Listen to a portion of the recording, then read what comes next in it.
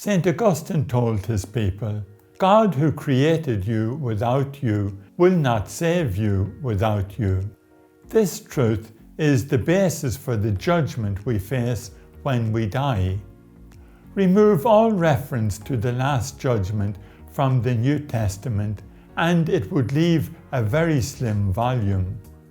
We would, for example, no longer have Jesus separating sheep from goats. Yet this doctrine, like the teaching on merit, gets scant attention in Catholic preaching today, which is quite shocking given its importance. Judgment reveals God's respect for human dignity and the great drama of freedom.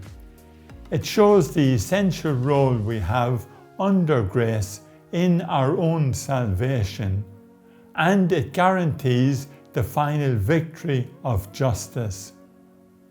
Why then is it so neglected in preaching?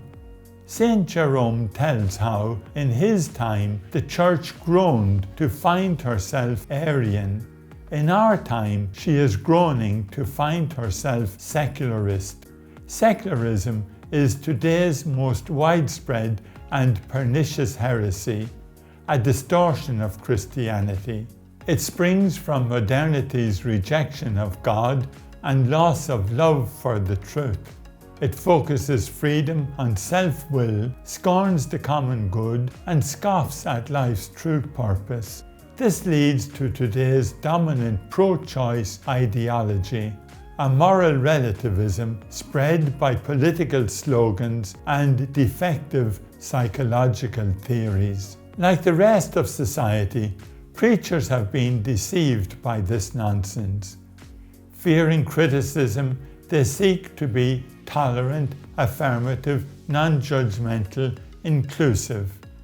God becomes the great therapist in the sky, accepting, positive, and full of unconditional love.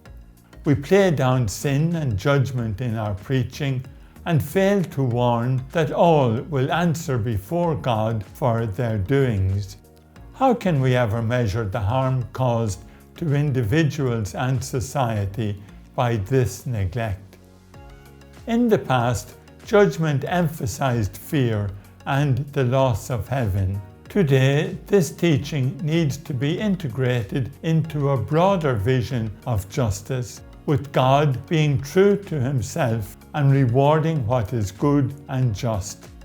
We preach judgment as a basis for hope and as a reminder to people of their essential role in their own salvation.